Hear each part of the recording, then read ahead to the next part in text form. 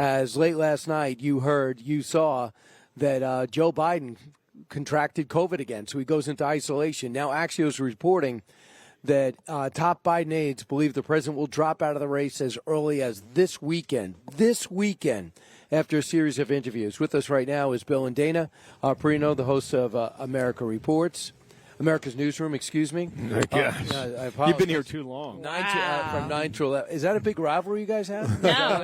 It just means that we would have another 2 hours to go. Oh, no.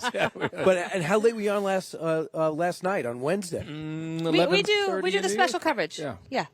Okay, so, special coverage means whenever it ends. When it ends, yes. Right. You don't look at the clock. Last night it was 10:34. Okay. Listen, Brian, Dana and I, we'd be doing this anyway. Yeah, we'd be up anyway. Right. We just get the opportunity. You're doing it at the bar. Yeah, hanging out with you at the bar. Right, absolutely. Just well-dressed without makeup. How about you? You did Gutfeld Live the other night and still came up and did Fox and Friends. Right, but I didn't do it well. You guys are doing it well. I heard about Dana, that. Yeah. I say to Brian yesterday, I said, you did Gutfeld? He goes, I thought it was taped. I did, but I said yes. So Axios is reporting he's going to drop out. Dana, you just told me you're not surprised. Well, number one, do you believe the report? It would make sense. I have 2 points. One, I'm not surprised, and I was just remembering that on the night of the debate 3 weeks ago today, at 9:17 p.m., I put my pen down, I didn't take another note, and I said, it's over. And my friend, Brett Baer, who was sitting next to me, goes, the debate? And I said, no, his candidacy and maybe his presidency.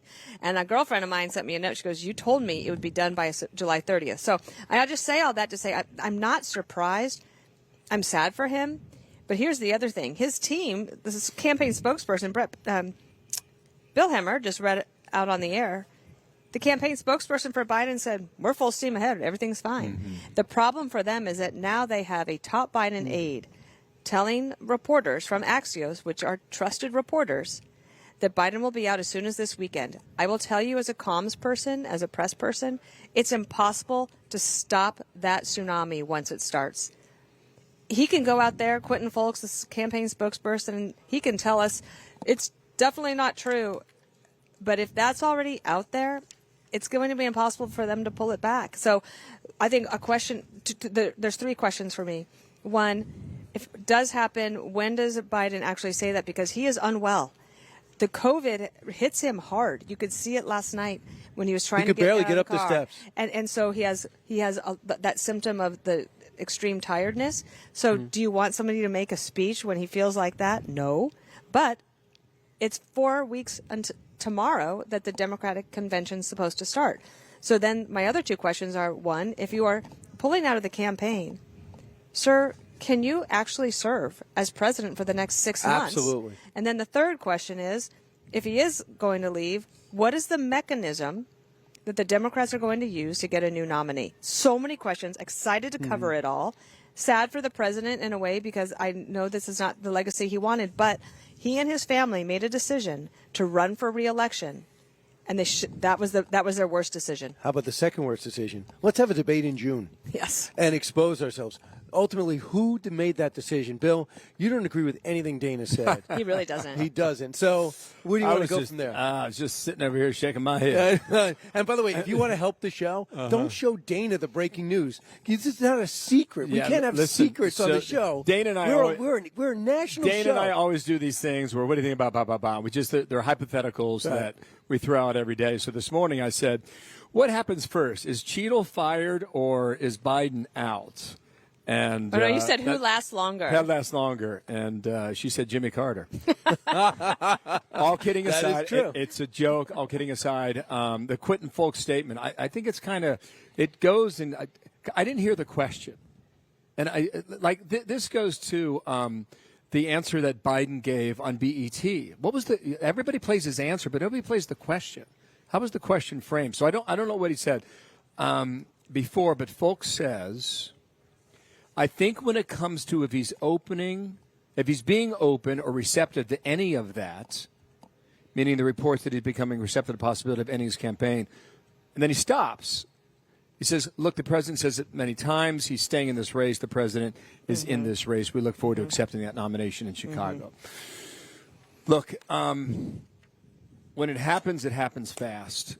Yeah. And I remember when Hillary Clinton made that decision, what was it, with Obama? It was a Saturday afternoon in Washington, D.C. Mm-hmm.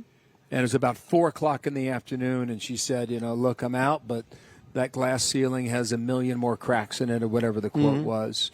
Dana could be very right. I mean, it's possible he could bow out this weekend. My guess is if he does have COVID, he's got Paxlovid in him right now. He said it. Even though he was weak last night, he may be a lot stronger within 24 hours. And who knows, if he goes down all day today and he yields the day to Trump, which you probably should do anyway, yes. We'll see where his state of mind and where his body is on Friday. But the thing is it really a matter of his state of mind? But what kind of support does he have? He lost Schumer. This is a great point. If he goes, he lost Pelosi. Yeah, if he goes to Chicago, which Democrats No one. sign up to speak on his behalf? Honestly, just his grandchildren. Right. Not even and Hunter. Hunter will be the keynote. And he's the advisor anyway. And maybe Chris Coons. And Dr. Right, and Chris Coons. Jill? It's going to be a very short. You're going to have to scale back your coverage. Yeah, Aren't you guys going? It's just, I remember last week on the 5, Harold was saying, here's all the things that Biden needs to do in order to gain back confidence. And he was listing all the things Biden should do. Well, he did them all this week, and he did them poorly. They never should have had him do all of these interviews. He hasn't done interviews in 3 years, and they wanted him to do 12 interviews in 3 days. Right. He screwed them all up, and he got COVID. And it's just it's all been overtaken by events. I mean, now it's just now they have to figure out how to help him exit gracefully.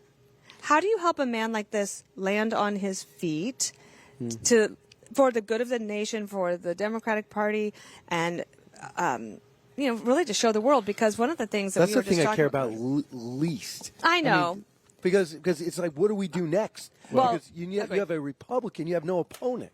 You have Democrat, but no nominee. Another way to say that is the hits just keep on coming. Oh, man. I will say among the media class here in Milwaukee yesterday afternoon, there were a couple people talking in the following way. Hey, Republicans should be careful what they wish for. Kamala Harris could be more of a challenge than they are giving her credit for. Because not that she's going to go out and give some great loquacious interview or speech, but that she could actually go to the basement strategy of 2020. Everything's on a prompter. Everything's structured as carefully as possible. I thought the Trump team was very smart yesterday afternoon when they put out the statement about the vice presidential debate. First of all, you don't commit to a debate that happens before a convention. Nope. And you don't commit to a candidate that may or may not be there. Exactly. Yeah. That's so true. We'll find out, too. And this is all happening without even knowing that Hulk Hogan was going to speak. So for this to happen, it's going to be great. He's going to be interesting. Eric Trump's going to be interesting. Dana White introducing It's interesting the to president. me because, I mean, the President Trump is expanding the coalition in a way that's interesting. It's not so much worried about independent suburban women. He's figuring out a way to grow the party with more attention for Black Americans, especially Black men, Latino men, and young people of both genders, but certainly young men. So all of that is happening. So you can see across the board, J.D. Vance helps you win the blue wall. Trump himself is building the new coalition, but there's not a lot out there for independent women. I think they've decided we probably don't have them. So a couple of scenarios. I talked to Lindsey Graham last weekend, and he said if you take Kamala Harris and he grabs Governor Whitmer and says historic ticket, they could get momentum from that.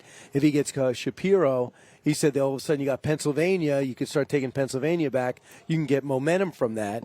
And also you start obviously President Trump is making gains in the black community.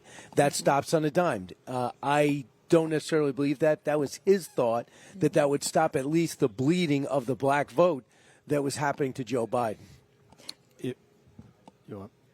That's possible. I also think that what Bill is saying is that the Republican Party is not going to just be able to waltz right into the White House. This is going to be a fight. And no matter who it is, including Kamala Harris, there will be a renewed energy and purpose and excitement. And what the Republicans have right now is emotion, and they have the big mo. I was trying to think of what is the opposite of the big mo. That's what George H.W. Bush said you need in order to win an election. The big mo. It's the big slow. That's what Biden has. He has the no good, terrible, very bad day, and it keeps happening to him. But Kamala Harris allows you the circuit breaker to start fresh. Yeah. Kinda.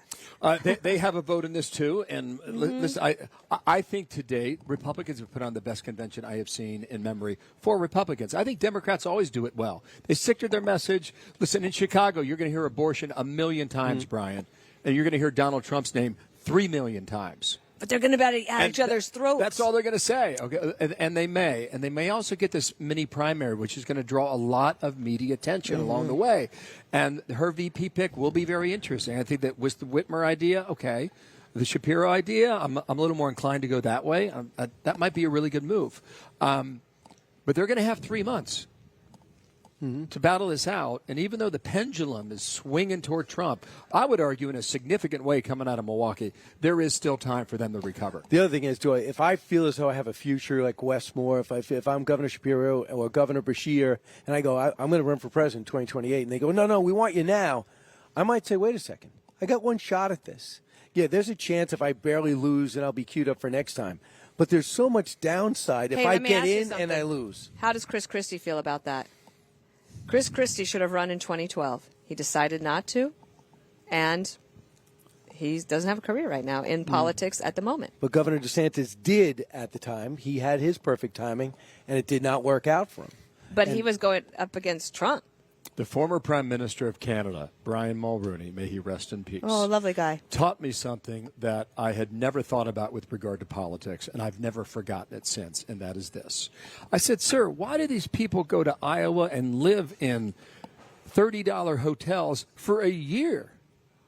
And he said, because, Bill, they believe there is one moment in history for them to make a mark and influence that history.